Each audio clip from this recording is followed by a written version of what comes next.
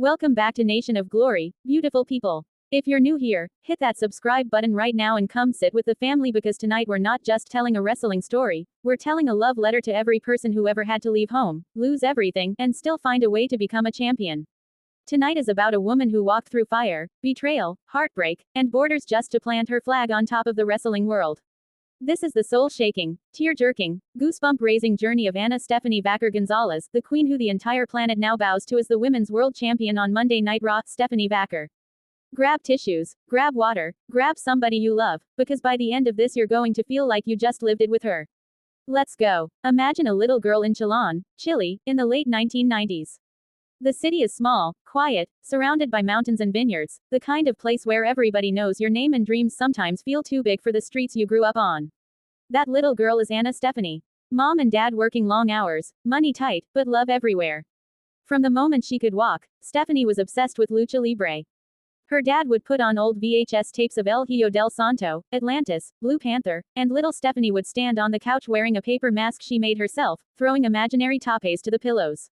She didn't just watch wrestling, she breathed it. At 10 years old she was sneaking out to the local arena in Chillán, paying a few pesos to sit in the nosebleeds just to feel the electricity when the lights went down and the music hit. She promised herself, one day the music is going to hit for me. But Chile isn't Mexico City. There's no big wrestling factory down the street. So at 16, with nothing but a duffel bag, $200 her abuela gave her, and a heart bigger than the Andes, Stephanie kissed her crying mom goodbye at the bus terminal and left for Mexico. Alone. 16. Can you even feel that? Leaving everything you know because the fire inside is louder than the fear. She landed in Guadalajara and walked straight into the doors of Consejo Mundial de Lucha Libre, CMLL, the oldest and most respected wrestling company in the world. They laughed at first. A Chilean girl with no connections. But the second she stepped in the ring, the laughter stopped. She trained like a woman possessed. 6 hours a day, running the ropes until her feet bled, learning submissions from the old maestros who trained Mystico and Volador Jr. They gave her the name, Dark Angel, because every time she locked in her figure 4 neck lock, the lights in her opponent's eyes went out. For the next decade, Stephanie Vaquer became one of the most feared women in all of Mexican lucha. She wrestled in tiny arenas with 200 people and in Arena Mexico with 17,000 screaming her name. She won masks, she won hair, she won the CMLL World Women's Championship, she headlined the 85th anniversary show, the biggest night in lucha history. She bled for it, she cried for it, she broke bones for it. And somewhere along the way she fell in love. She married a fellow wrestler, built a life, thought this was the forever chapter. But love can be a mask too. Behind closed doors things weren't what they seemed. The relationship turned toxic, controlling, and eventually dangerous. Stephanie found herself trapped between the dream she had fought for and a nightmare she never saw coming. In 2023 she made the hardest decision of her life. She walked away from the marriage, from the life she knew, from almost everything, just to save herself. Think about that for a second. She had fame in Mexico, money, respect, history, and she left it all behind. Because her soul was worth more than any title belt. She moved promotions to New Japan Pro Wrestling's Mexican branch, started wrestling as Stephanie Vaquer, dropping the Dark Angel name like old skin, and rebuilt herself piece by piece. She teamed with the legendary La Catalina, won the Strong Women's Championship, and started getting noticed by scouts all over the world. But inside, she was still healing. She was still that girl from Chillán wondering if she'd ever feel safe again. Then July 2024 happened. WWE came calling. Not NXT. Not a developmental deal. Straight to the main roster. They saw the matches. They saw the fire. They saw a woman who had already survived everything life could throw and was still standing tall. They offered her a contract on the spot, and for the first time in years, Stephanie cried happy tears. She flew to the United States with one suitcase and the same heart that left Chile at 16. They put her on Raw, gave her the same name she fought to reclaim, Stephanie Vaquer, and told her, go be you. No gimmicks. No mask. Just the woman who turned pain into power. Her debut match. Monday Night Raw, September 2024, against Lyra Valkyria. The arena didn't know what hit them. She moved like poetry and violence had a baby. Crossfaces that made grown women scream, a running knee that sounded like thunder, and when she locked in her signature double underhook crossface, the one she calls La Rionetta, after her hometown, Lyra tapped instantly. The crowd gave her a standing ovation before they even knew her story. 2 weeks later she was in a #1 contenders battle royal. She eliminated 8 women, last eliminating Iyo Sky with a vicious headbutt that split both of them open. Blood pouring down her face, she smiled because pain is an old friend now, and pointed to the WrestleMania sign. The title match was scheduled for Bad Blood 2024. Women's World Champion. Rhea Ripley, the nightmare, the most dominant woman on the planet. Everyone said Stephanie didn't stand a chance. Too new, too small market, too soon. But Stephanie heard something different. She heard the little girl from Chillán whispering, "This is why you left home."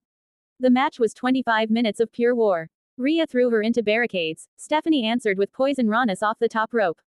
Rhea hit the riptide 3 times. Stephanie kicked out every single time.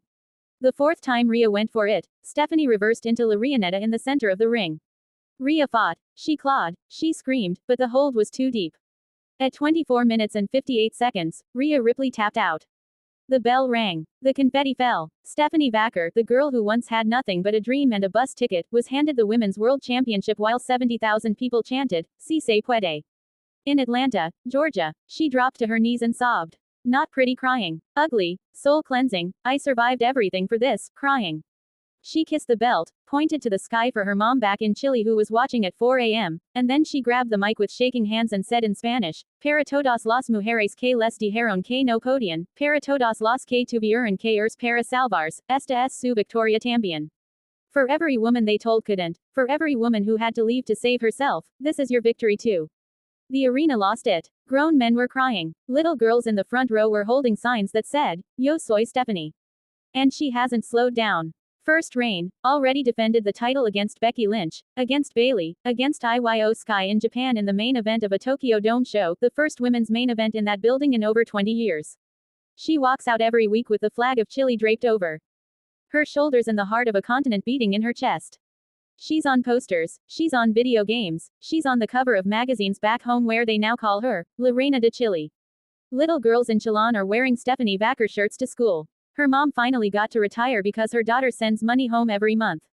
And when people ask her how it feels to be champion after everything, she just smiles and says, "It feels like I finally made it home." That's the magic of Stephanie Vaquer. She didn't just win a belt. She won freedom. She won healing. She won proof that when you bet on yourself, even when you have to start over at rock bottom, the universe moves mountains for you. She's living proof that your past doesn't get the final say, your fight does. And every time that music hits now, that haunting, beautiful theme with the Chilean guitar, the entire world stops to watch a woman who turned every tear into rocket fuel. So wherever you are tonight, if you're scared to leave a bad situation, if you're scared to start over, if you think your dream is too far or you're too broken, look at Stephanie Vaquer holding that title high on Monday nights. She was you. She is you. And she's telling you the story doesn't end until you're standing in the confetti holding your own belt, whatever that belt looks like for you. Nation of Glory, this is why we do what we do. Because queens like Stephanie Vaquer remind us that glory isn't given. It's taken. One crossface, one tear, one flight across the world at a time. Thank you for crying with me, for cheering with me, for believing with me. If this story lit even a tiny fire in your soul, please hit that like button, leave a chili or a crown emoji for our champion, share this video with every dreamer you know, and if you haven't yet, subscribe and ring that bell because we're telling more stories that heal hearts every single week. I love every single one of you. Until next time, keep fighting, keep rising, and never, ever forget, si se puede.